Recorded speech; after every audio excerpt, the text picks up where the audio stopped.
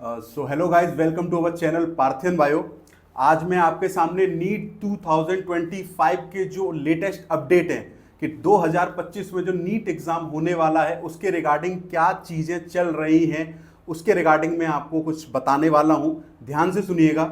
और मैं अपनी पिछली वीडियोस में सारी जानकारी दे चुका था, बट जो चीज़ें आ रही हैं सामने निकलकर 2025 को लेके, उसके लिए मैं कुछ बताने वाला हूं आपको। अगर मैं बात करूं एलिजिबल क्राइटेरिया की, तो उसमें एज लिमिट की अगर मैं आपको बात बताऊं स्टूडेंट्स, तो लोअर एज की अगर मैं आपको बात बताऊं तो वो 17 ईयर्स कम से कम मिनिमम एज चाहिए ही चाहिए। 31 दिसंबर 2025 तक आपकी एज 17 ईयर्स होनी ही चाहिए। अगर मैं अपर एज की बात करता हूं स्टूडेंट्स, तो उसमें कोई भी एज लिमिट नहीं है। आप 28 के हैं, 30 के हैं, 35 के हैं, 40 के हैं, चलेगा, आप एग्जाम को अटेम्प्ट कर सकते हैं। बाकी अगर मैं आपको बात बताऊं परसेंटेज मार्क्स की, तो वो पीसीबी में आपको एग्रीगेट मार्क्स 50% ही चाहिए। अब कुछ न्यूज ऐसी आ रही है, कुछ ऐसी फेक न्यूज सर्कुलेट हो रही है कि जिस तरीके से आईआईटी जेईई में 75 मार्क्स चाहिए होते हैं, वो अभी ऐसी कोई न्यूज मेरे पास नहीं है। ना ही एनटीए का कोई भी या फिर मिनिस्ट्री ऑफ एजुकेशन से ऐसा कोई भी ऑफिशियल नोटिफिकेशन आया है। तो आप बिल्कुल फेक न्यूज पर ध्यान न दें।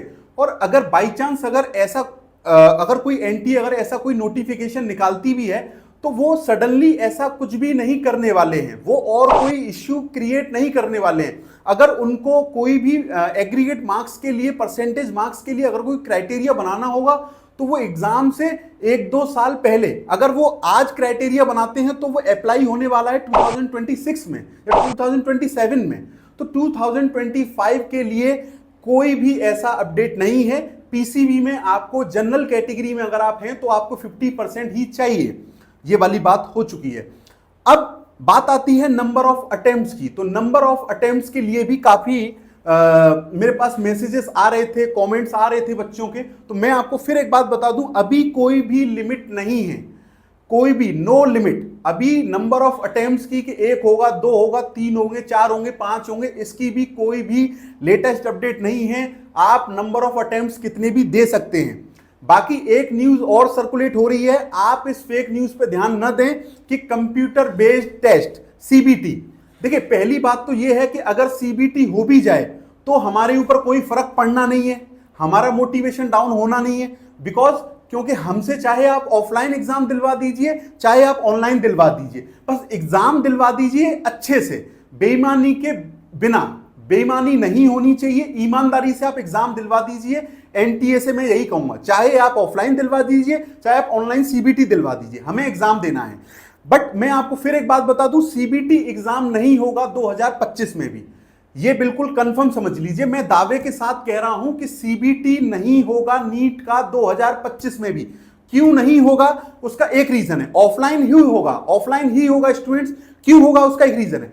अगर सीबीटी एग्जाम लेने वाले हैं ये लोग, तो उसके लिए 300 प्लस क्वेश्चन पेपर बनाने पड़ेंगे अलग अलग।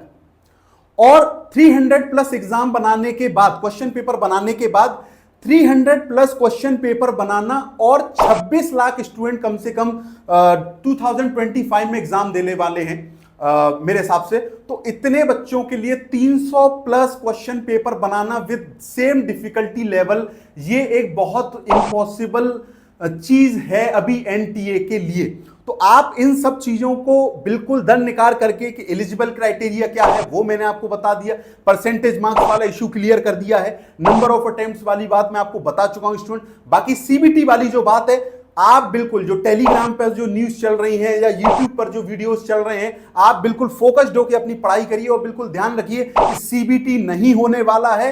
नीट 2025 में ऑफलाइन एग्जाम ही होने वाला है। उसका रीजन क्या है वो भी मैंने आपको बता दिया है। और बाकी नीट 2024 का जो अगर मैं आपको अपडेट दूं, तो आप 18 जुलाई तक का वेट करिए, सुप्रीम कोर्ट अपनी हियरिंग में क्या कहता है। बाकी मैं अपनी पिछली वीडियोस में आपको बता चुका हूं कि री नीट तो नहीं होना है।